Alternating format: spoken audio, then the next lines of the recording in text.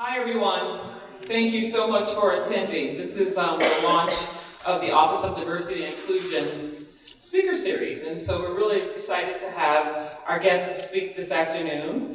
We appreciate you all coming out. We ask you to keep your eyes and ears open for future events and opportunities to participate. I'm Brenda Battle. I'm one of the members of the Diversity and Inclusion team. I'm Vice President of Care Delivery Innovations and Assistant Dean for Diversity and Inclusion. And you'll meet the Associate Dean and Regina Dixon-Reeves, who is the person extraordinaire for diversity and inclusion. Thank you. So thank you very much. We just wanted to thank you for attending. We appreciate it. You're going to enjoy the speaker. We're all excited to hear her. And I'm going to turn it over to Melissa Gilliam, who's going to introduce the speaker. Thanks.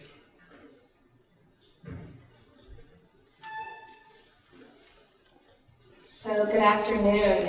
It's wonderful to see you all. As you just heard, I'm Melissa Gilliam. I'm a professor, researcher in the Department of Obstetrics and Gynecology, and also the Associate Dean for Diversity. And I cannot be more thrilled than to introduce Leigh Thompson. I was actually just telling Dr. Thompson a few years ago, a friend of mine knew that I had to take a new position and said, you really need to talk to this person. This was a fabulous lecture on negotiation. And I said, oh gosh, I hate negotiating, no. But I think that's why it's so important for you all to hear this talk and her research on negotiation. So Dr. Leigh Thompson is the J. Gerber Professor of Dispute Resolution and Negotiations at Kellogg School of Management. And she's also the Executive Director of Kellogg's Teams and Group Center. She teaches courses in negotiation, decision-making, and creativity, leading teams, and emotional intelligence. She was awarded the National Science Foundation Presidential Young Investigators Award. She's a member of many editorial boards, including Organization Behavior and Human Decision Processes, Journal of Personality, and Social Psychology, and there are many others. And then she's also the author or co-author of over 110 research articles and chapters in edited books. You can Google her to look for her books, but just to give you a sense of what these look like, in her book, Truth About Negotiation, she provides practical takeaways for win-win negotiation from the large body of negotiation research. She has another book, The Mind and Heart of the Negotiator, and so on. So just really, really important work. And then, as I mentioned to her, I was on the plane just this past week and opened the magazine in the Southwest Airlines, and of course the article was by her. So this is really just such a wonderful opportunity to have you, and we're grateful. Good afternoon, everybody. Thank you guys. I'm not used to being treated so nicely, so I don't know what to say, but I'm just going to jump into things. I was given the liberty today by Regina and the team to be very practical. And I actually love doing that because we could talk about negotiation theory and research and how we do experiments. But my feeling is that why should we do research unless it's actually going to help somebody or be of use? So what I tell my students is that anytime you cannot reach your goals without the cooperation of another person, you are negotiating, right? So that's kind of a practical definition. A fancy research definition is negotiation occurs when interdependent parties make mutual decisions. In all of our negotiations, and I'm not here to talk about negotiations with spouses or children, but I want you to use your imagination, right? Because even though we like to think we have the power, for example, if we're the breadwinner in our family, our kids can still block our goals. In all of these situations, we have what we call mixed motives. On the one hand, I want to cooperate so that we can create a mutual agreement. It's easier to be happy than to be kind of angry at someone. But on the other hand, you know what?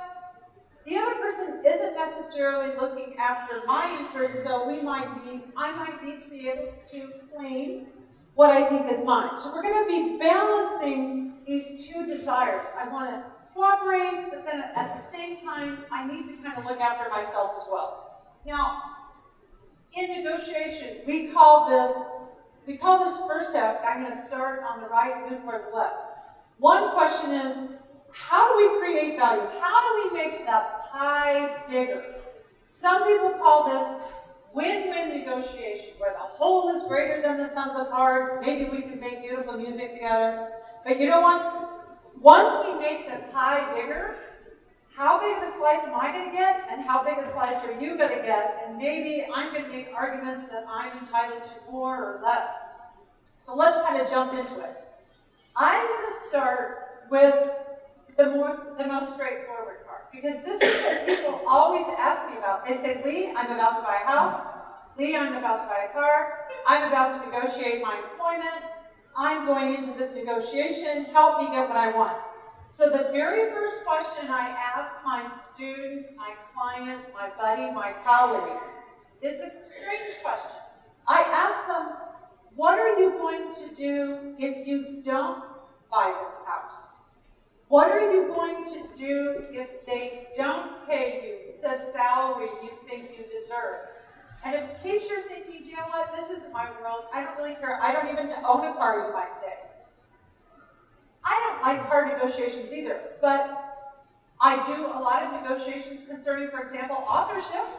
I even do more negotiations concerning the times that I'm going to teach. We have all kinds of interesting negotiations about who's going to get this classroom or who's going to get this classroom, right? So the question that I'm asking my clients and students is, what is your plan B? What are you going to do if things don't go your way? And I'm very curious, I'm on bullet point number 2. How many of you guys, please, please, please don't be shy, have heard of the acronym, and I put it in red here, BAT, best alternative to, okay, good. And who's someone in the back who's heard of this term? Don't be shy, she's walking toward me, oh my God, keep her away. Who's heard of this term before, BATNA? What's your name, sir? Marshall. What's a BATNA? This is not a pop quiz. Explain it like you would tell your grandmother. If you don't get what you're looking for, what's your next best option? Right, what's your next best option? Okay, so I like to, and because Marshall was just picked on by me, Marshall was just picked on, and he gets a book. Marshall gets a book, okay. All right, so Marshall has said, look, I mean, it's your plan B. What are you going to do if things don't work out? So, do I have another house that I could be passionately in love with? Do I have another co-author who I could write the NIH grant with if this particular co-author bails on me, for example? I like to think about it as your key source of power. Now, I realize that I'm giving you my answer on the slide. It says never reveal your BATNA. Why would you never want to reveal your BATNA? I mean, this is not some kind of trick question like, oh boy, what's she looking for? Why would you never want to reveal, what's your first name? Karen. Because, thank you very much. So Karen is saying, Leigh, isn't it obvious? So if Karen, for example, was selling her house to me and she said, Leigh, the next best deal that I've got on my house is to sell it to my sister for, let's say, $100,000. What am I going to say to Karen? Thank you. I'll give you 101, right? So in other words, I don't have any incentive but to give her anything more. All right, so if I just told you to always have a plan B, but never reveal it, you're probably thinking, okay, so what do you exactly want me to say in negotiation? So I have this secret number, it's my walkaway. But I'm not supposed to tell you that because then you're going to do what Karen is worried about. You're going to kind of take advantage of me. So what should I do? So the next thing I do with my students and my clients is I say, whoops, I'm going too fast. Is I say, tell me what would make you wildly and deliriously happy. And let's call that an aspiration or target. Right? And so obviously it would make me wildly and deliriously happy to be paid what, maybe some kind of a, Hollywood movie stars paid, but I don't think that that's very realistic. So I need to think about what is a very attractive aspiration or target point. And I will say the following. Your opening offer is a behavioral manifestation It is an embodiment of your target point because it only gets worse from there. Are you guys with me? So in other words, if I walk up to Regina, and I hate to turn everything into an employment negotiation, but if I say something like, I want to get paid $90,000 a year for this research position or whatever we're talking about, Regina is not going to say, no, Leigh, I want to pay you more than that. It's only going to, I mean, this is not rocket science, but one of the things that we find in our research is that we can predict the final settlement point of a negotiation just by knowing her first offer and his first offer. Are you guys with me? I mean, I would love to say, oh, this is rocket science, it's really fancy. But what happens is that a lot of my students and clients have a hard time opening up a negotiation by saying, this is what I want. And I get really upset if they say to me, I'm going to state a range. I'm going to open up with a range. Why are you opening up with a range? Because I want to signal to the other person I'm reasonable. And I say, look, when you state a range, they're going to listen to the lowest number, depending obviously on whether they're a buyer or seller or flip, right? So I would rather have you not open up with a range. I would rather have you open up with facts, right? Kind of, you've done your market research, for example. So we've talked about how your opening offer is a very powerful anchor point in negotiation. Sub-bullet point. We've also talked about how negotiators' final outcomes are determined by the midpoint between their openings. Now, here is always a question on my final exam. The ideal opening offer should be on or near what I think Karen's patent is. In other words, if I think that Karen is secretly willing to sell her house to me for $75,000, I mean, I'm kind of making up an example. The ideal opening offer should be around that number. If I tried to open up with $30,000, what have I just done to Karen? It's not a trick question. I have insulted her, and I have just caused what's called a chilling effect. Ugh. She doesn't like me. She's probably thinking, I'm going to take the early flight back, or I'm going to end this negotiation.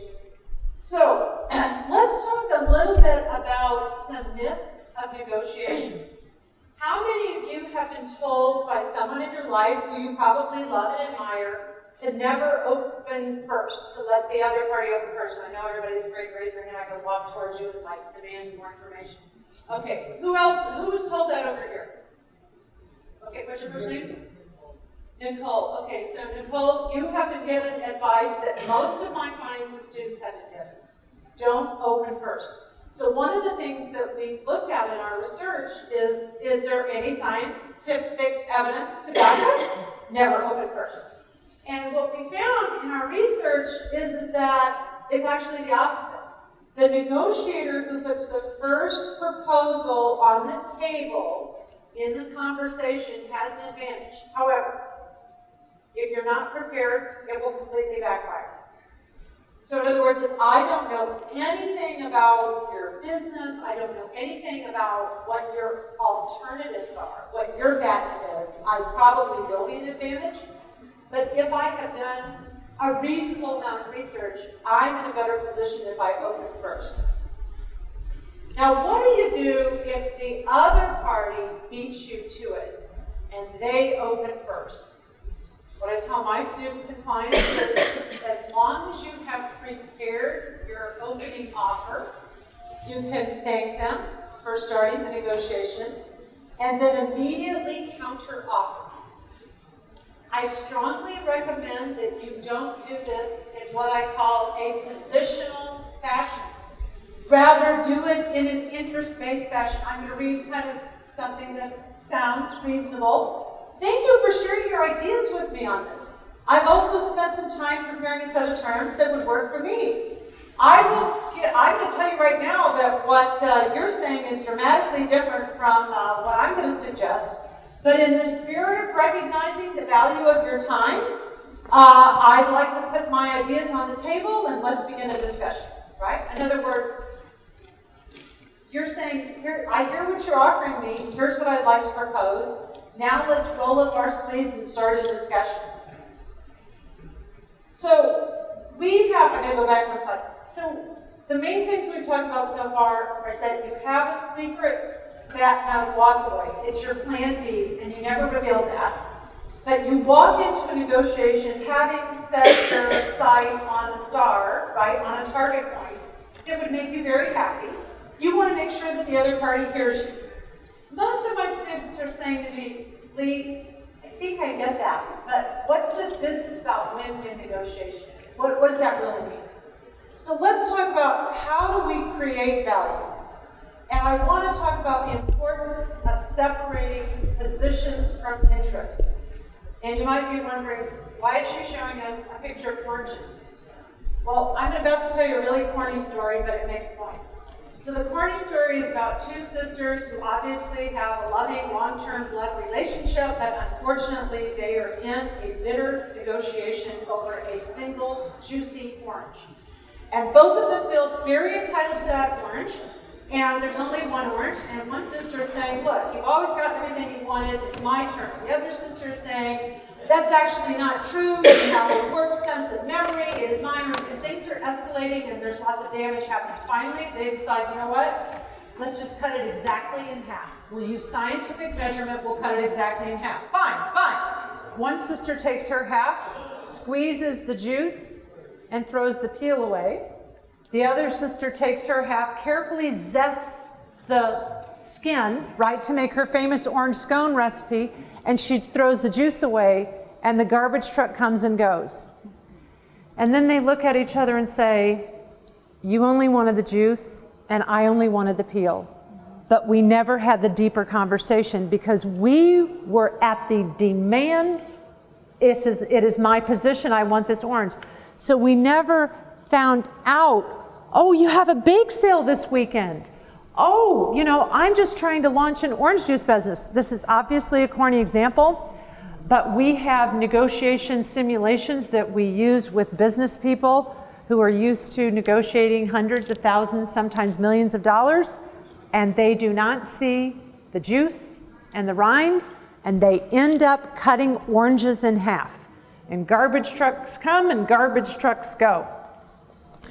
Now, the next thing we're going to talk about is once you've tried to ask yourself, why do I want this orange? Why does Karen want this orange? Or whatever we're talking about. How much information should I reveal to the other party? Most of my clients and students have told me, I'm not saying nothing. I'm not saying anything. Because if I say something, I'm going to get taken advantage of.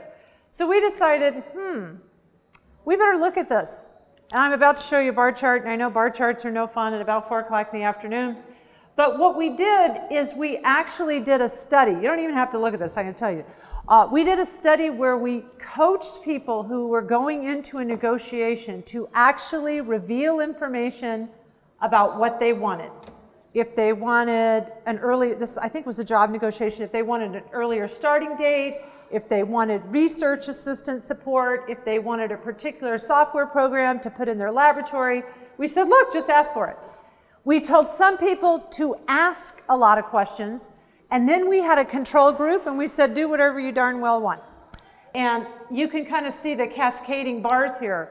We found that the negotiators who revealed information are creating more value than those in the control group.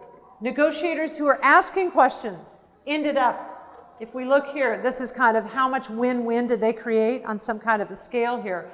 So asking questions, why, about interests, revealing information about interests can only help you, right?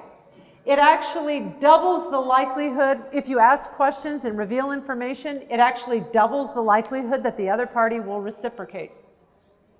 Questions and thoughts about that? This to me is one of the most paradoxical things. Yes, sir, and your first name?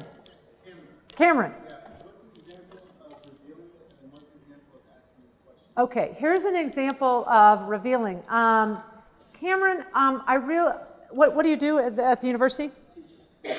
Your student teacher? Okay, Cameron, I understand you and I both want to teach in classroom 2245 in the spring term. And the reason why I need that classroom is because I have negotiation simulations and I need a flat classroom so that I can move chairs around. That's my driving force for why I want this classroom. And then Cameron might say, oh, I understand that there's another flat classroom over in the DAK Center. In other words, once I kind of reveal, here's the reason why I want this classroom, here's the reason why I need to have summer support built into our NIH grant. That's an example of what I mean by revealing information. It would be like if we could go back in time and if the sisters were to say something like, I got a bake sale. I have promised 60 people at the church that I'm going to come through with orange scones, and it requires this special zest, okay, because Cameron took a risk and he's asking questions. Cameron gets a book. Okay, Cameron gets a book. He's taking a risk. That goes through. Okay. Oh, I got another one. Yes, we'll have several follow-up questions. And your first name? CX. So how do you balance the revealing your information and the next option you have? Because if I reveal my information, so the other side will say, okay, I know what your other option is. Right. How do you balance? Right. No, if I understand your question, what I tell my students is that you never want to reveal your BATNA, your plan B. So I never want to tell you that if I don't accept the University of Chicago research assistant or tenure track offer, that my next best option is to actually extend my job search or to take a visiting position. I never want to tell you, might find out, but I certainly don't want to offer that. I do want to tell you what my underlying interests are. So I don't want to tell you my BATNA, my plan B. I want to tell you what is driving, what is determining my particular interest in this house, in this authorship, in this, okay, and I'll give you more examples. So yes, yes, you may ask a question. question. Does that mean that with the example that you gave, if we had gotten an offer from Northwestern or the University of Chicago, what I would say is the reason that I want to be here is because blah, blah, blah, blah. Those reasons, Right. not that if Right. you don't give me this, then I'll just extend my offer. Exactly. So when I talk to my students, anybody here from the business school, I love business people, I teach them all the time. But what I tell my students when I counsel them is I say, I hope it's not just about money. I know you're 26 years old and you're in perfect health and you're living free and easy, and I hope that even though you've gotten 2 job offers or 3 job offers, that you're not just going to think about money. I want you to tell me what you care about. I want you to tell me about your quality of life. I want you to tell me about which job offers put you closer or further away from certain family members who could be caregivers for children you haven't even conceived yet, right? So in other words, tell me what your interests are. And I tell my PhD students, I tell my postdocs, you know what? Even if you do get the elite school making you that tenure track offer, think about what your interests are. You have to think about having that 10-year tenure clock versus the 6-year tenure clock. And if this school is going to give you a reduced teaching load and summer support for the first 3 years, think about what your interests are. So once it becomes something besides money, now it can be a lot like the sisters in the orange. So I want to talk a little bit about our research. And we did some research studies where we were interested in salary negotiations. And I was telling Melissa before the talk, like, I work with so many people who somehow think that the pay inequity issue is solved. They think, oh, well, the 70s are behind us and we have all arrived. And I say, well, I don't know. The pay gap among graduates of elite business schools is widening. And by the way, this is research that was published in Business Week and conducted by researchers right here at University of Chicago. Female grads earn 93 cents for every dollar earned by men. 10 years ago, those same female grads of elite business schools were earning 98 cents versus $1. So, oh my gosh, is it like one step forward and 3 steps backwards? Now, some of you might be thinking, oh, for heaven's sake, 7 cents, chill out. Well, let's do some math. I'm no finance major, but let's do some math. Assuming that 2 human beings get 5% annual raises, let's say for the rest of their lives in a job, and an employee who's offered $50,000 will earn $634,000 more over a 40-year career if that person negotiates a 10% salary increase. So in other words, if you and I are coming out of the gate and we're equally qualified, we have equal amounts of publications or whoever we are, whatever we're doing, we equal GMAT scores, whatever the metric is, if you have the guts to negotiate your opening offer, and I just feel like I'm going to be a good soldier, I'm going to put my head down, I'm going to do my work, and I will be recognized in time, well, $634,000 later. All right, so what is she saying? I don't really understand what she's telling us to do. What I'm telling you to do is always assume things are negotiable. We're going to get to that. So I'm not a very delicate person. I'm going to give you the results of some research studies, and we can then try to figure out how to fix things. Women set less aggressive goals. I don't know what she's saying. When we did simulations at the Kellogg school with women who are MBA students, who obviously, pretty assertive, they think about their goals quite a bit. We had them prepare for negotiation. We had men prepare for the same negotiation. Then we gave them a sheet of paper and we said, you've prepared an hour now. Tell us what your goal is. Tell us the star. Tell us that target point that you're shooting for. The woman who reads the same exact case as the man is setting a lower goal. Okay, so already we see that there's kind of a difference in kind of what their North Star is. Then we have them go into these very realistic simulations. When I say realistic simulations, if you put MBA students in a business school, in a negotiation simulation that might have some impact on their final grade in the class, they're taking it fairly seriously. So it isn't like this is monopoly money or whatever the expression is.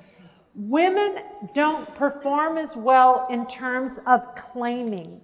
They don't ask for as much, and if I'm not asking, I'm not going to get it, right? Because it's not your job to look after me. It'd be nice if it was, but it's not your job. Here's the kicker. I'm on sub-bullet point number 3. I'm going to read it because I don't know about the visual.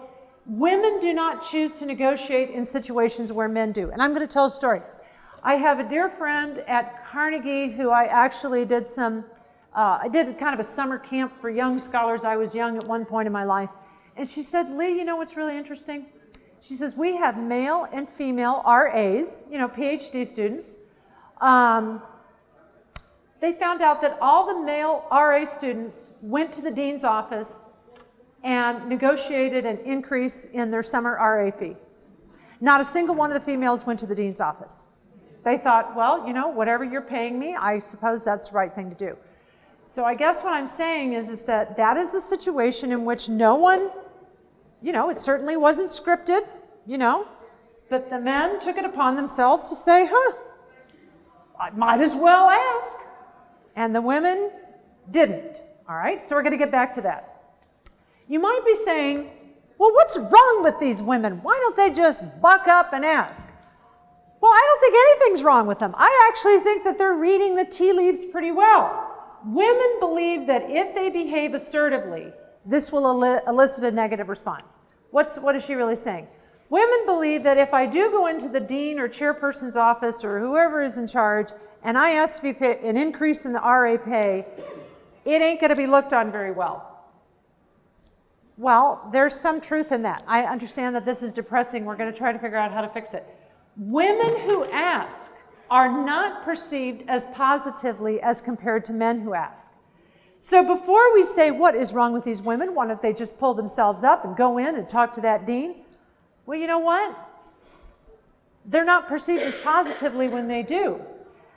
Here's the bad news. I feel like I have to tell you these things. Male evaluators penalize female candidates more than male candidates for initiating negotiations. That same published peer-reviewed research report, and I have to tell you this, found that female evaluators penalize all candidates for asking. Now, I don't know what that means, but women who ask are seen as less nice and more demanding. So not surprisingly, women are less inclined to negotiate with a male evaluator because they're nervous. And what I'm saying is that this is not, if they're saying I'm nervous, there's suggesting that maybe they have reason to be because they're in some sense penalized when they ask. So we got a little bit of a catch-22. We're saying, well, why don't you ask? Well, if I do ask, then you're not going to evaluate me as positively, and that could have career repercussions right then and of itself. So the question is there any way to repair this? I think it's going to be tricky. So I want to talk about three things. I want to talk about something that's called structural ambiguity, and what I mean is the following.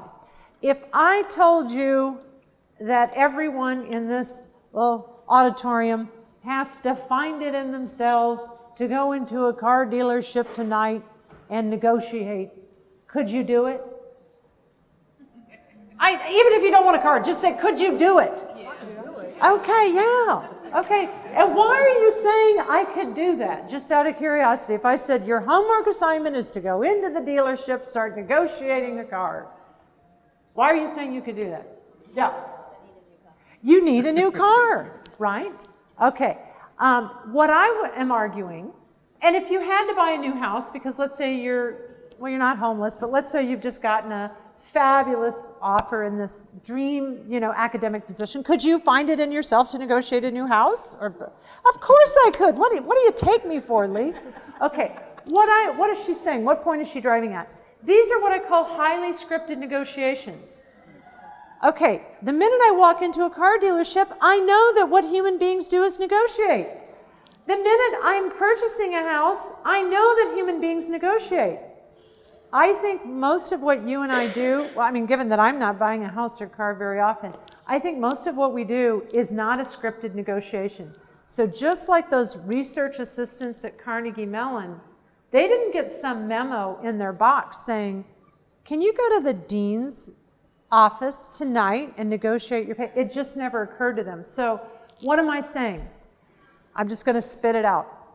Women do better when the situation is unambiguous. You put females into the car dealership or the home buying situation. Okay, of course I'm going to ask. This is what people do when they walk into the Ford dealership or wherever the heck I am. You put a female into a situation that's a little bit more, I don't know, do people do this? I don't know where the dean's office is. I shouldn't. So what's the tall, mean woman say? What I'm saying is that men seem to negotiate all the time, naturally, right? Even when the situation is a little bit amorphous, okay? And what we found in this research, these are some researchers at Harvard, Hannah Riley Bowles, Linda Babcock, Kathleen McGinn, they found that even among MBA students, if they're going into an industry in which it's very common to negotiate, they do. But if they're going into industries or jobs where it isn't quite clear that that's what people do, that's where you get this big gender difference. Here's my favorite one to talk about, actually. Advocacy, and this is fascinating to think about. Is the negotiator self-advocating or negotiating on behalf of the others? What did the research find? Women who negotiate on behalf of themselves tend to evoke a negative attribution in others and are more likely to hedge. What did I just say? I don't know what she just said. What did I just say? So, yes? Women don't advocate for themselves, but they will advocate for their children, for other people. Thank you and Regina already has a book, so don't feel sorry for her. Okay, so Who else had their hand up, by the way? Yes, what's your name? Abby. What were you going to say?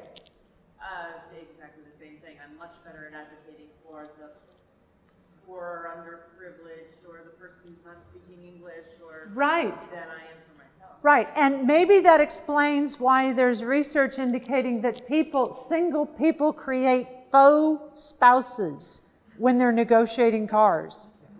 Did I pronounce that right? F-A-U-X. I've got to call my husband. I'm not even married. They actually wear wedding rings, right? Because having, a constituent, even if it's in your own imagination, helps. So, what I do tell my students is that I want you to think of negotiating on behalf of your retired self, on behalf of children you haven't even conceived yet, on behalf of your family who might need your help and assistance someday, right? Women who self-advocate actually do experience a backlash effect. So I realize I'm giving you kind of a combination of good news and bad news.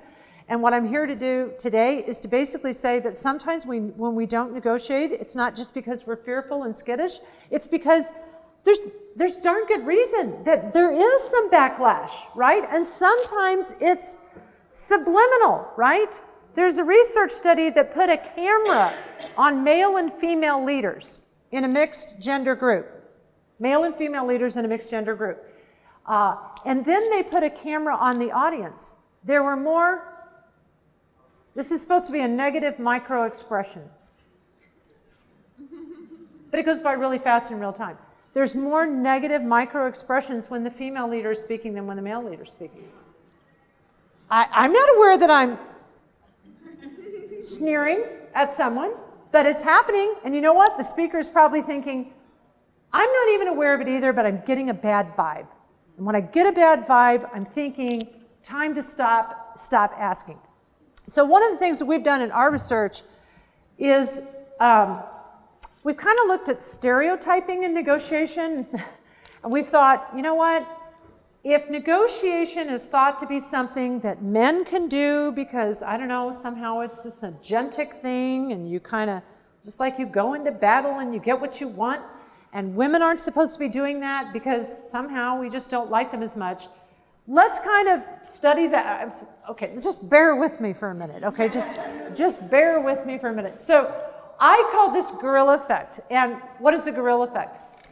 The theory is that men and women tend to maybe confirm, and what I mean by play into stereotypes, when they're activated implicitly, suddenly, kind of, I'm sneering again, below our conscious threshold of awareness. But you know what? If we explicitly activate them, at least we give them something to fight against. So I'm going to explain this kind of weird set of research studies that we did. So what we found, and maybe you can help us figure this out, is that women actually do better in negotiations when they and other people acknowledge that there are stereotypes about negotiation and men and women. And I know that that sounds like, oh my God, that doesn't seem politically correct. We shouldn't be talking about that. So let me talk to you about the gorilla effect. Ignore this junk for a minute. So we had 3 groups. We had a control group where we had men and women negotiating with each other. High stakes salary negotiation. We had a unisex group. This was kind of fun. Our unisex group is, we said to the men and women, oh, negotiation is a gender neutral thing. You need to be a human being, you need to be empathic, but you also need to be agentic. You basically need to be this androgynous thing, okay? Then we had a gorilla group. We said, as a matter of fact, negotiation is the situation in which there are gender differences. And we kind of strongly hinted that, yeah, men are really good at that. And what we hypothesized is the women would say, oh yeah? Well, you know what? I'm not going to take that lying down. And that's exactly what we found. So if we look at the higher bars, the higher bars mean that women did better relative to men in the negotiation. As you can see in our control group, men are getting a bigger slice of the pie than women.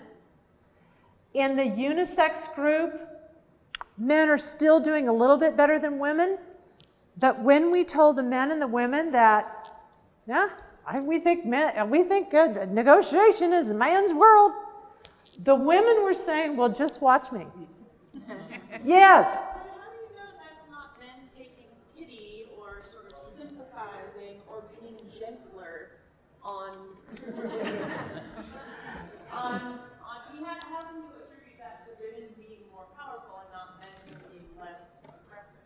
So in other words, you think maybe the men in the guerrilla group were saying, oh, gosh, I should be a nicer guy here? Because there are gender differences and we've been Right. alerted. That's a really, really good question. You deserve that book. So what we had to do is then we had to do a number of studies in which we only told the female, here's the deal. In other words, we had to, that's why negotiate, this is a total sidebar. That's why it's hard doing negotiation research because there's always two people, the buyer or seller, and it's just like, should we tell Regina something and Melissa something, or just tell Regina and not tell Melissa, and we got to counterbalance everything. But spot on question. We don't know whether it's the women kind of rising to the occasion like, oh yeah, or whether the men were being, chivalrous and accommodating until we kind of just told one of the parties. Someone else had a question. Yes, sir. Yes. Oh, wait a minute. Yep. I was going to say, what was in this experiment? What did the women gain by winning? Is there really nothing for them to lose when they're doing this negotiation? Okay. Is it Karen? Is that right? So Karen is saying, in this experiment, what do the women gain by winning? I can only say that when you take a 26-year-old MBA student and you put them into a mock simulated salary negotiation in a 10-week long-term course that's worth an X percentage of their grade, knowing that an evil professor will be projecting their results, they take it pretty seriously. But maybe I'm not answering your question. Say, well, if I ask for too much, I'm not going to lose anything because this isn't a real job. This isn't a real job, but it's probably a really good reflection of what I'm going to be doing 4 weeks from now. So in our research, and maybe I'm not kind of tracking here, what we find is that people are very, very motivated because they see a direct line of sight between salary. They're usually involved in salary negotiations in the term where we're teaching them. But maybe I'm not, yes? So I'm curious, is it because by virtue of you being explicit about it, has it raised it from an implicit subconscious impact to now it's level? Exactly. Because now it's in the air, so it's more of a level playing Right. field. And I love the way you use the expression, now it's in the air, because you're absolutely, remember Claude Steele's famous studies? We were inspired by Claude Steele of Stereotype Threat. We totally inspired by his research, basically saying, let's get this out in the open, because if it's not in the open, it starts to really, kind of turn off all of our defense and cognitive systems. So we did follow-up research, and maybe this will kind of help a little bit. So we actually thought, I don't know, why don't we just tell everybody there's a positive female stereotype. So if we go over here where it says positive female stereotype, get a load of this. We told everybody, actually, negotiation is a situation, researchers have just found out, that requires empathy, listening, nonverbal skills. We deliberately picked a lot of things that people would think, oh, well, that sounds like a female. And what we found, if we look here at the ambitiousness of the targets, what I keep calling your North Star, we see that, you know what? I guess I used the wrong colors here. Maybe I was being defiant. So I guess I was being defiant. Our men are in pink.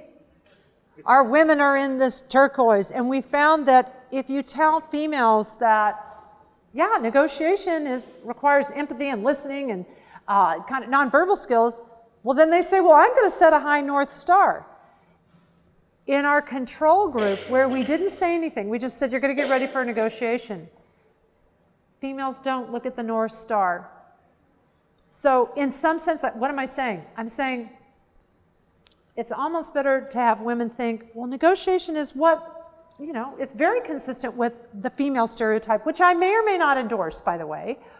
Or even if it is consistent with the male stereotype, I'm going to be the exception. Just watch me, right? So the control group. Okay, so this is the last one I'm going to show. So here we find the positive. If we look over here, the upward bars indicate that men got a bigger slice of the pie. When I say slice of the pie, imagine that I gave them a single orange or a big cherry pie or $100. And the two of them had to decide how much are you going to get and how much am I going to get. Well, in the control group,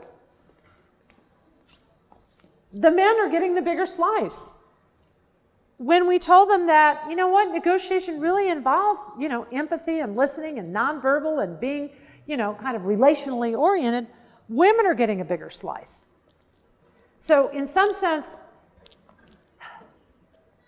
being explicit about stereotypes can kind of help us figure out maybe how to be the exception or capitalize on it, is what we're saying. All right, so I'm going to go fast over here. So, Beth, yes, sir, in the back. First name. Kareem. I also think being explicit about the stereotype gives the option of choice in the script. Talk about the script. Yes. Social negotiations have a script. When you're explicit about it, you give the individual the option. I love that. To make a choice to say either I can accept the script or I can deny it. I love that. And I love your use of the word script and speaking from the back of the room in your strong voice. You get a book, and here it got, and that goes all the way in the back to Green. Yeah, okay. Oh, I didn't do that. So, what are the best practices for women? And by the way, I don't want to alienate half this room because the men are just looking at me like, please, please. Okay. So, I think everybody should plan your opening offer and carry it off. I actually get to the point, believe it or not, I will coach my students to write down their opening offer, either on your iPhone or if you're kind of a, hard copy person, I say, write it down. That makes it real. Put it in your pocket, put it in your purse, put it in your briefcase, and carry it off. I'm not saying you have to say, hi, how are you? Here's my offer. You can have what we call the dance. Hi, Regina, it's very nice to meet you. Love to hear about what's going on. Maybe 45 minutes in, boom, I make my offer. Here's my big pet peeve, guys. Never, ever, ever ask, is this negotiable? No. Just assume it is, right? So imagine yourself as negotiating on behalf of someone. Your department, your children, your retired self, your mortgage. Imagine you are your own student loan, right?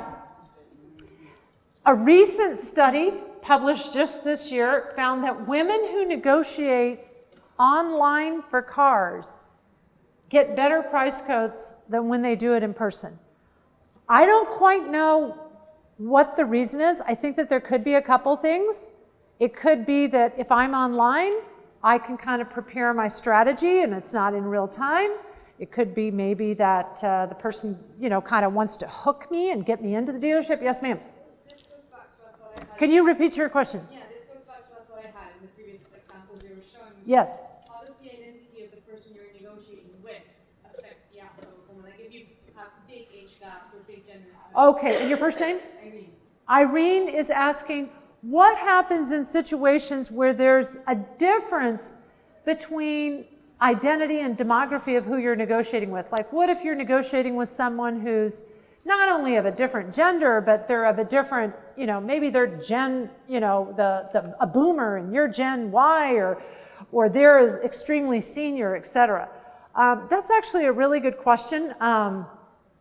What we're starting to think about now is kind of generational negotiations, but I have a feeling that you're not only thinking about generational negotiations, there could be differences in organizational cultures.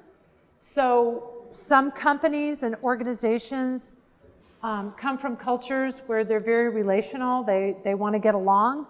Others are coming from a little bit more competitive cultures. Here's what I would say.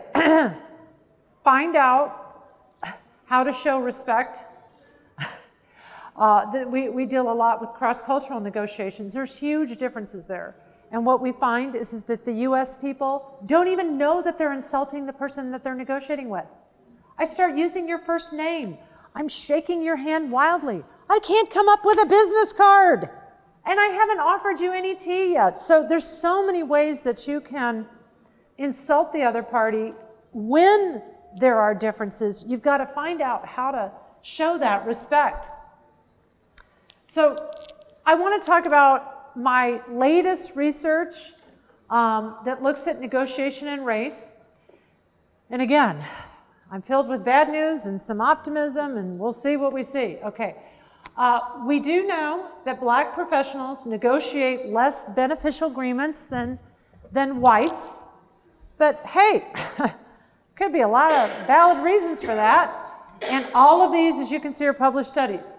So negotiation behavior and outcomes among people of different races, if there's differences in who gets the bigger slice of the pie or the bigger section of the orange, it could be discrimination. You guys are well aware of what's now the famous Ayers and Seligman paper that found, remember how they sent black and whites trained to go into car dealerships. They were coached and trained to say exactly the same thing, wear exactly the same clothes, carry the exact same briefcase, drive up in the exact same vehicle, ask for the exact same car.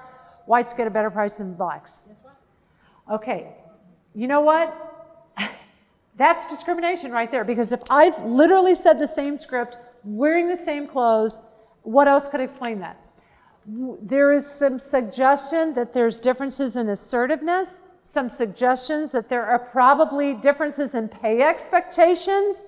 The pay expectations might come from the fact that if I've spent the afternoon socializing with a group of white students who are all finance majors and who are talking about their $130,000 job offers, I might have a different set of expectations than if I've spent the afternoon talking to a different group of students who are going into the public sector and who are talking about their $70,000 job offers.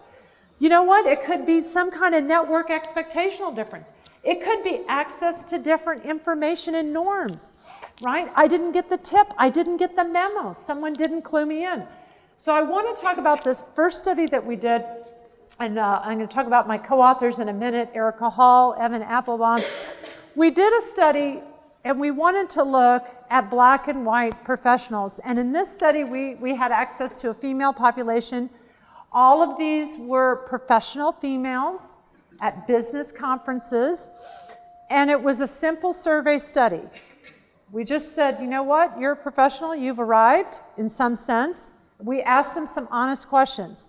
Our black women are in green, our non-black women are in blue, and we asked them, did you negotiate your offer when you got it in your professional lifetime? And as you can see here, the non-black women, let's face it, who are mainly white, there's a few Asians, Americans in there, they're more likely to have reported negotiating their offer. Then we said, specifically, did you negotiate your salary? Because when I negotiate my offer, maybe I'm saying, oh, I want a later starting date or this or that. There's a little bit of a difference here. Did you ask for a salary increase over the base amount? We're still getting a difference. Did you here's the kicker. Did you actually have a plan B? Did you have a BATNA? Because maybe we would find that, well, gosh, you know, if I'm a black woman or a white woman and I don't have a BATNA, maybe I shouldn't be asking. You know, that's risky. And we actually found that, well, you know what, if anything, the black women were more likely to have had a plan B. Then we asked them, did you have friends who were kind of in the hiring kind of network? And we found that non-black women are more likely to have had that network. So, you know, we kind of thought, well, this is just something for us to think about. I wonder what could be a next step. So what I want to talk about is when we kind of went deeper into the data, what did we find? And I'm just going to spit it out. Perceptions of prejudice are significantly correlated with our black women's choice not to negotiate. What is she saying? I don't know what she's saying to us. When we went deeper into the data and we said, why didn't you go negotiate? What did you think was going on? The black women were saying to us, look, if I feel that the person who I'm negotiating with has biases or prejudices, I'm going to be less likely to negotiate. And as a matter of fact, and we gave him a scale, like, did you think that this person who you were negotiating with was prejudiced? For every 1 point increase on a 7-point, yes, I think this person was prejudiced scale, the odds doubled that the black woman would not negotiate. In some sense, I think that that's pretty adaptive, right? Because, you know, what good could that lead to? Here's what we're starting to look at. This is brand new research, by the way, so ask away. My colleague, who I'm going to talk about in a minute, said, Leigh, Leigh, it might be very important to not just ask our black women about, do you think that there was some prejudice in the situation, but ask them about their ethnic identity. So we had what we called an ethnic identity scale, in which we had 2 questions. In general, my ethnicity is an important part of my self-image. I have a strong sense of belonging to people from my ethnicity. What do we find? For each 1 point increase on the ethnic identity scale, the odds doubled that a black woman would negotiate. In some sense, and this is brand new research, I'm still trying to figure it out. In some sense, we feel that, you know what, if I feel very identified with my ethnicity, I've created a constituency with whom to align and negotiate. I'm not negotiating on behalf of myself. I am kind of tied to a community in some sense. That's my theory. We don't have questions and thoughts? Questions and thoughts? Yes, ma'am. Yes, ma'am. In that sense, it's not very different from your findings on women versus men. Right. It's not that different. It's not that different, right? Okay. Okay. Other, yes, ma'am?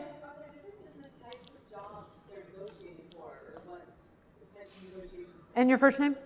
Sarah. Sarah's saying, are there differences in the types of jobs they're negotiating? The answer is there probably are, and we were concerned about that. So that's why we wanted to make sure, and the women who were in this sample of, I should add it up, I don't know, 90, 70 women, they were all part of a professional community seeking executive education. Now, it could be that there might still be differences, but they reported themselves to have kind of, white-collar, professional jobs. There still might be differences. Some of them might be up here in the C-suite, some of them might be up here, and we actually don't know that. Yes, ma'am? Behavior of a negotiator. Yes. And have you found that there's any difference in when women are, and people of color are the negotiator? When you say the negotiator, am I the person trying to get the salary increase, or am I hiring you? The person who's doing the hiring. Oh. So the person in the quote unquote, I know we all have power here. Right. The person in the power role. Oh. Right. Has there been an examination of the behavior of that person?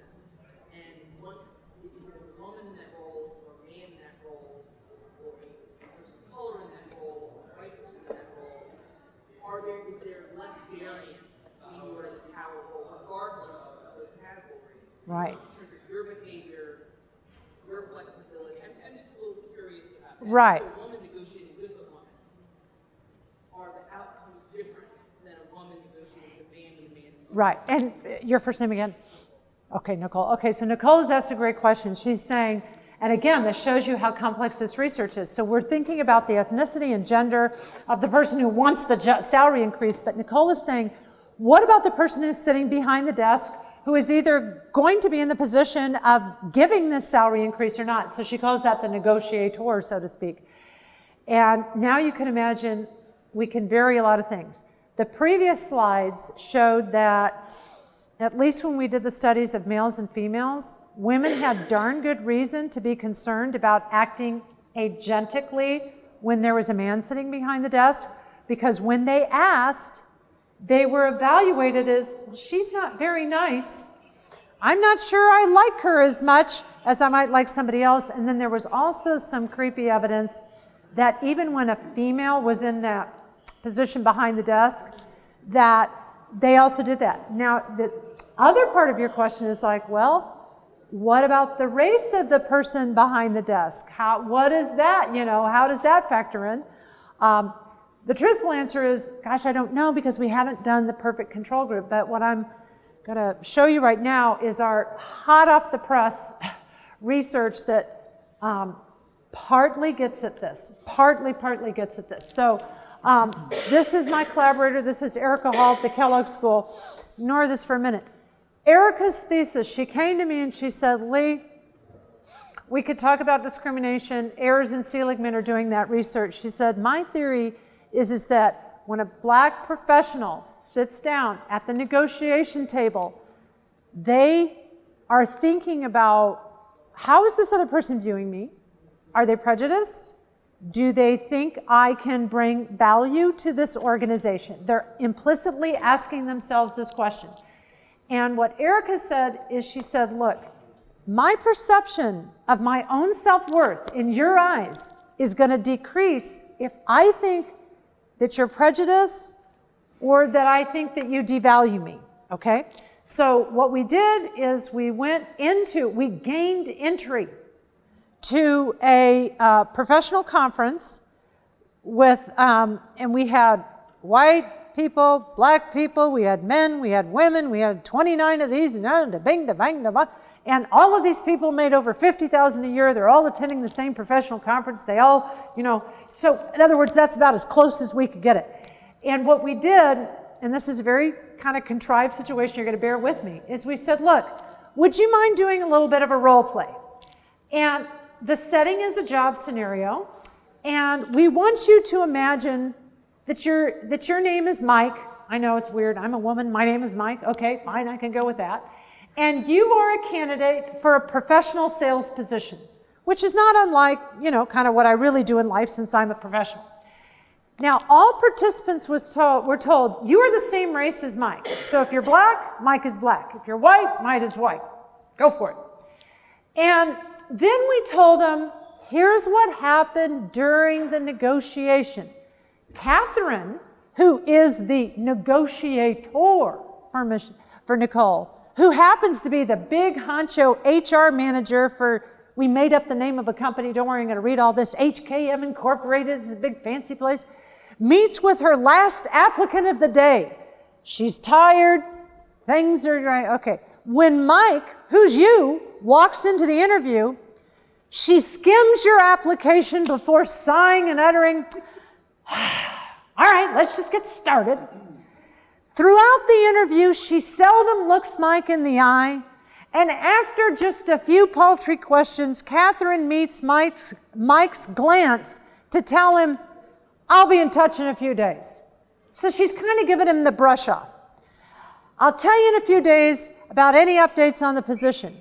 Mike really, and then we're told, look, you're Mike, you really need this position to progress in your career, but you have this weird, creepy feeling that things didn't go so well.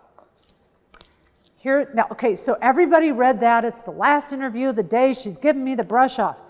And here's what we did. So remember, we have men, we have women, whites, blacks, all this type of stuff. And we told some people, I'm going to read this, don't worry. In the control condition, we told them, look, you're Mike, and you got the feeling that this lady, Catherine, was in a hurry to get off work. You just got that feeling. In the prejudice condition, we said, look, you got the feeling that this negotiator might be prejudiced toward people like you. Left it at that. That's all we said, one sentence, and then we gave all of our professionals a sheet of paper and we said, look, you're Mike, would you negotiate if you got the job offer? In other words, imagine that you got the job offer, would you negotiate? And this is what we found, which is not too surprising. People in the control condition, 29% of them, actually about 30% of them said, yeah, if I got the job, of course I'd negotiate. This lady's in a rush to get off of work, catch train, whatever. People who thought that she was prejudiced toward people like them are saying, no, if I get that job, I'm not going to rock the boat, okay? Now, what's interesting, here's what's interesting. When we ask the black professionals in our sample, do you see this negotiation as interracial? In other words, we never told them whether Catherine was black or white or red or whatever. What we found is that if I'm a black respondent and I think Catherine's white, she's just a rushed lady, I'll negotiate. If she's prejudiced, I'm not. So, what's your point?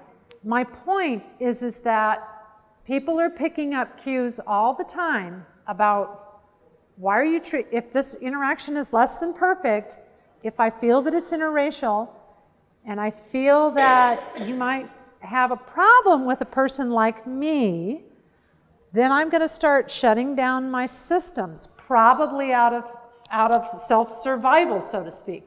So what my Erica Hall is starting, here's kind of the model that she's building. So if I think that you're prejudiced against me, then I think I don't have a lot of worth in your eyes. If I don't have a lot of worth in your eyes, I'm probably not going to negotiate. I probably won't be successful. Okay, questions and thoughts. I wish this was better news than it is, but questions and thoughts about this? Yes, ma'am. And I've got to give you, have you gotten a book yet? You've been so good. There you go. Okay. Okay, so I was wanting to clarify, was this meeting an interview or was it the negotiation? I think that that's a really good question. So Karen's question is this meeting an interview or is this negotiation? This meeting is an interview. This is your first meeting with this other human being who may or may not offer you a job. So what we wanted to create in this little simulation is the feeling that I don't know whether I'm going to get this job, but I'm getting this reaction from you. Later on, we told them, maybe you did get the job. Are you going to negotiate now? Yeah. The second question would be, are you going to be working with Catherine or will you never see her again? Okay, the question is, are you going to have to work with this rushed / prejudiced woman or are you never going to see her again? We didn't test that here. That's a good question. I mean, I think your theory would be, if I'm never going to see this particular person again and she's just kind of a gatekeeper and then she's going to go away, in some sense, who cares? But we didn't measure that. So what now? What do we do with all this? Here's the advice that I give all of my students, males, females, black, white. Never, ever negotiate until you have a written offer. It's what I always tell my students. I understand we're in the world of the internet. I understand we're in the world of, it's going to happen. But I tell my students, when that dean calls you up, when that chairperson calls you up and says, congratulations, you're the person, your response should be, thank you, I am delighted, I am thrilled, I can't wait to see the offer. Oh, don't worry, we got it, it's right here. Great, I'm thrilled, I'm taking notes. You're at the height of your power when you have the formal offer. Don't ask me to name the universities who've said, it's just a matter of having the arts and sciences deans sign off. Right, don't even ask me to name those places. It's just a formality that the president needs to approve. Get the formality, right? So that's my first rule of advice, no matter what the color of our skin, no matter what gender. Yes? So what about the situations when you go in and they say, what sort of salary are you thinking about before you at the interview? Okay, your first name? Emma's saying, what do you do in a situation when you're in an interview, you haven't gotten the job, and they say, what kind of a salary are you looking for, right? I would make darn sure that they knew my qualifications, and I would put my target, I would probably put my target point out there. I probably would. And the second question is that in this economic climate, should your star be low, or should you be? Her next question is, in this economic climate, should your North Star be lower? Again, I need to know your BATNA, right? I need to know that as you look into the mirror, right? What is your walkway? And you might say, like a lot of my students, like, Leigh, I don't have a backup job offer. This is it. Yes, sir. First name again? Cameron? Cameron's saying, does an email count as a written offer? It's much better than something over the phone, and I would definitely print that out, right? I would definitely print it out. I would yes. So I'd like it to have a signature from the authority, right? From the chairperson, but I like the email offer. The second thing, and I've hinted at this, yes, ma'am.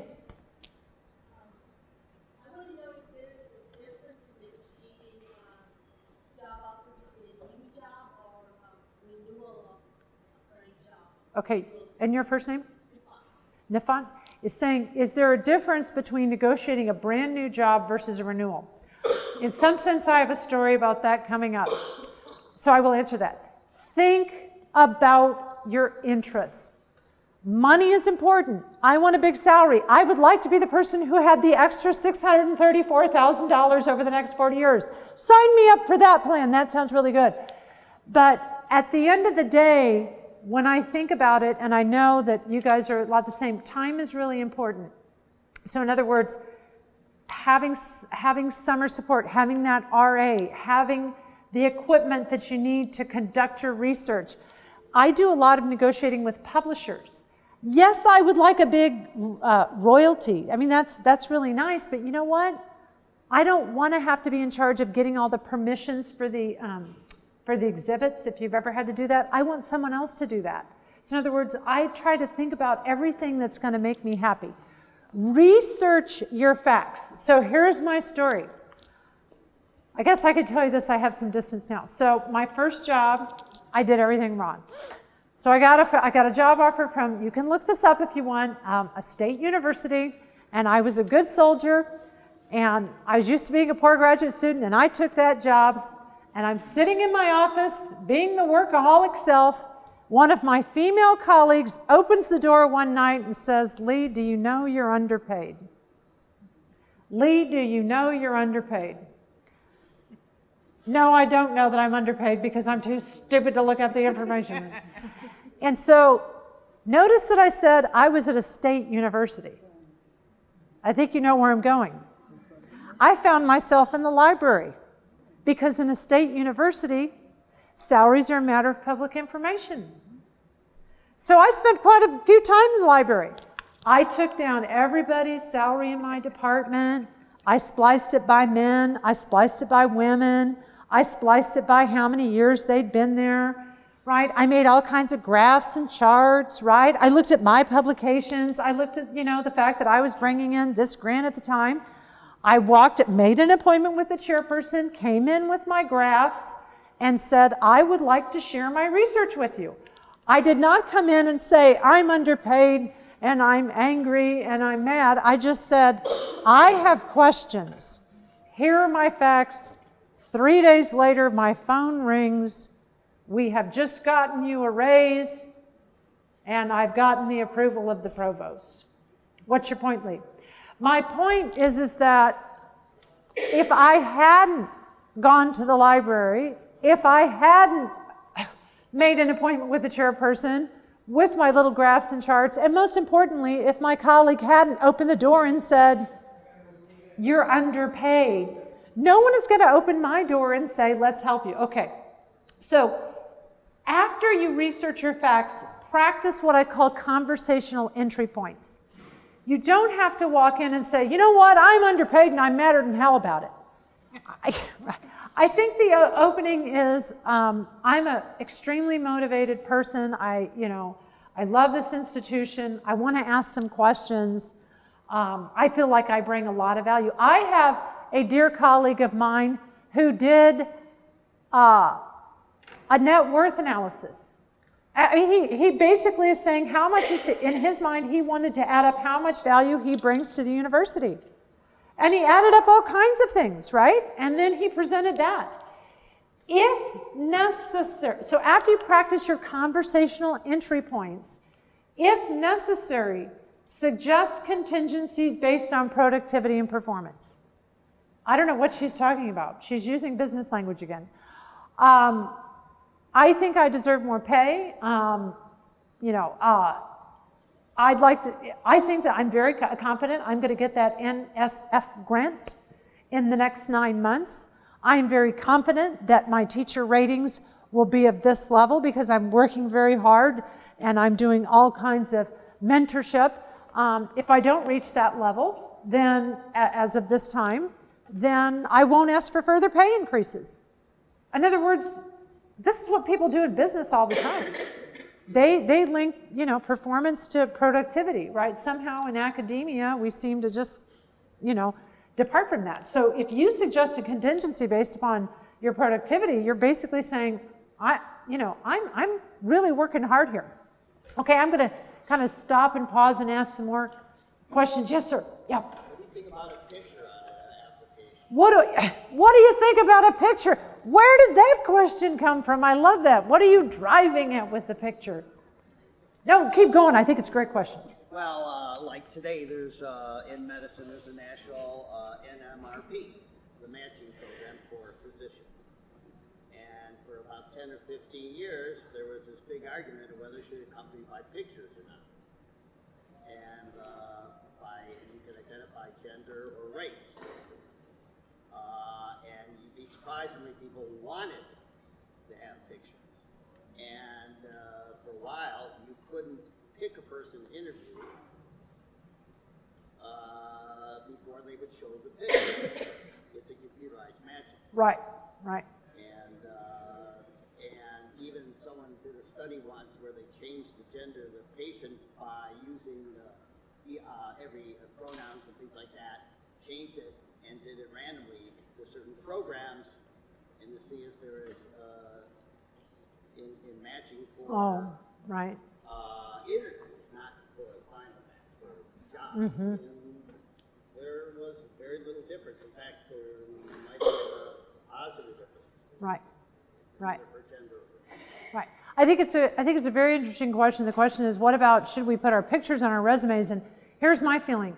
If other people are putting their pictures on their resumes and I'm part of let's say a minority or the half of people who's not putting a picture on my resume, I think I'm probably at a disadvantage because in some sense it looks like maybe I'm hiding something or not being forthcoming. And there is some research suggesting that, people like more information rather than not. Do I want to move toward a world where we put pictures on resumes? I'm not sure.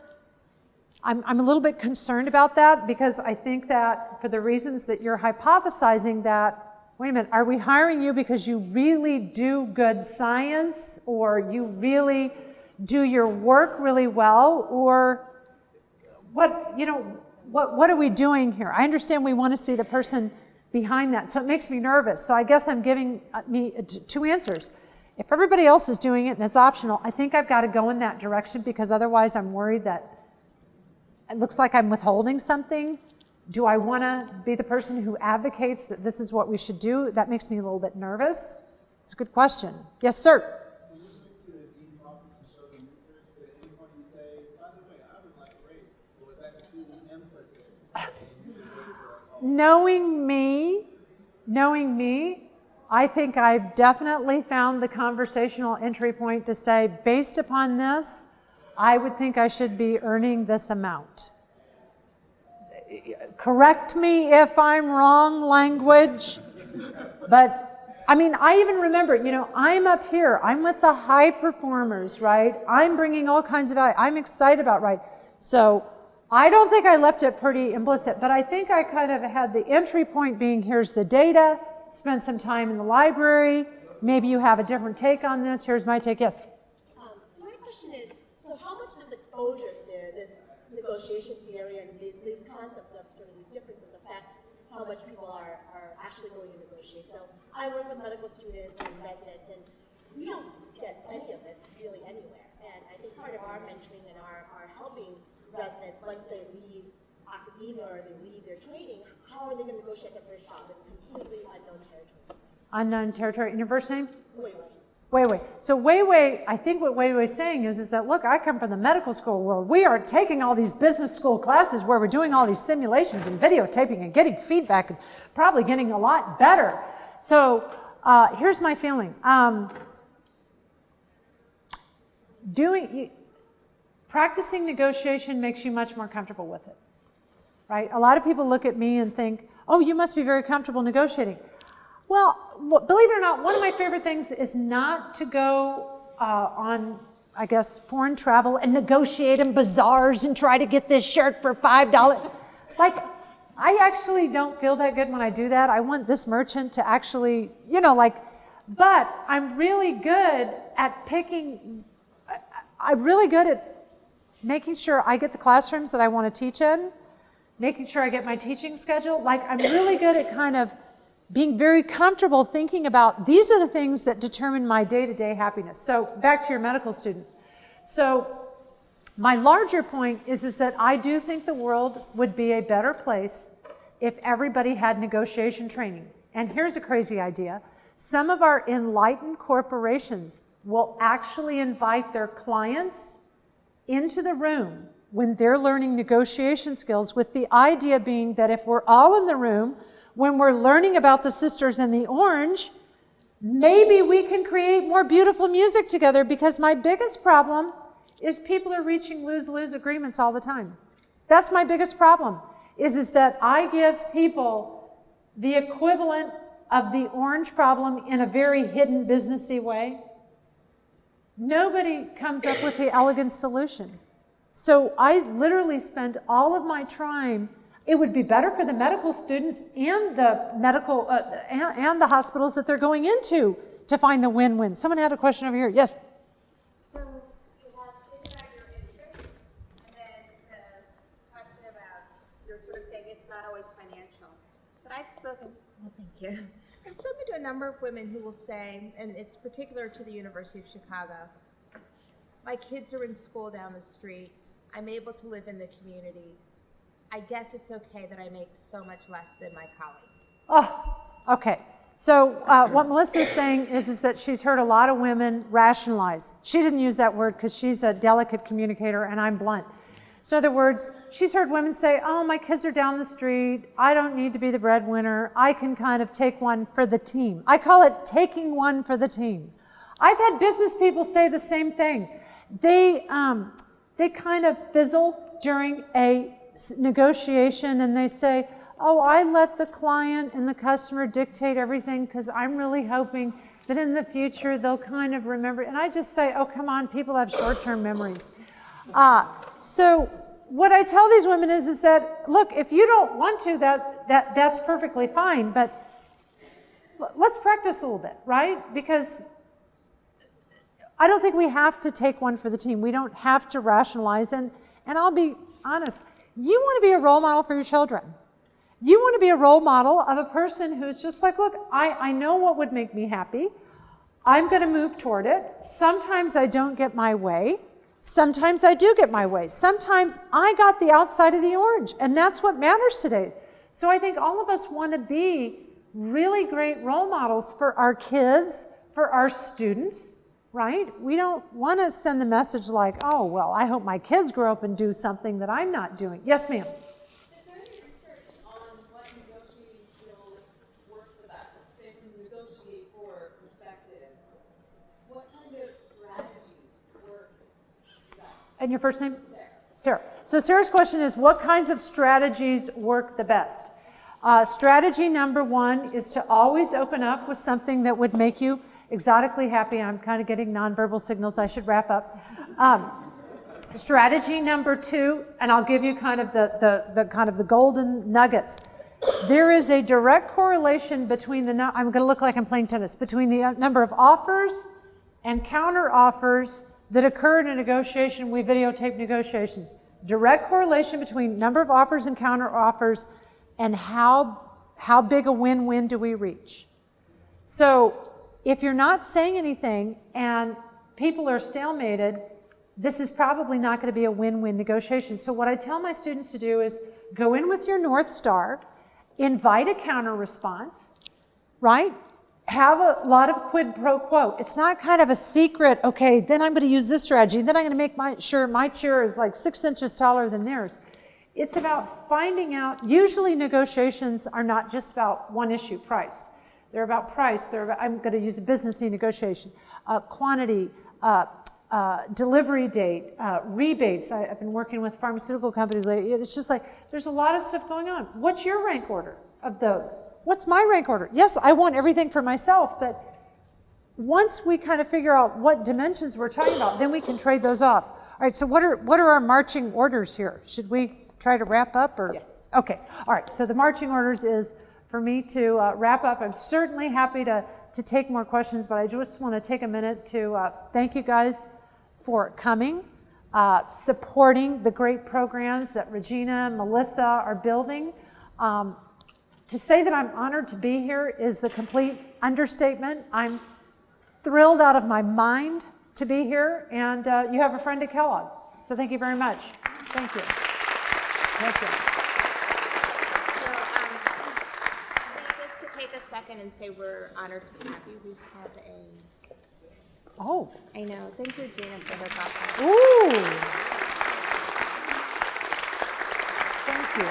And I'm so excited it's videotaped so that we can share it with other people because I've learned a lot. Yes, yes, we have it videotaped, and hopefully we can send the link to everybody here at our universities. Great.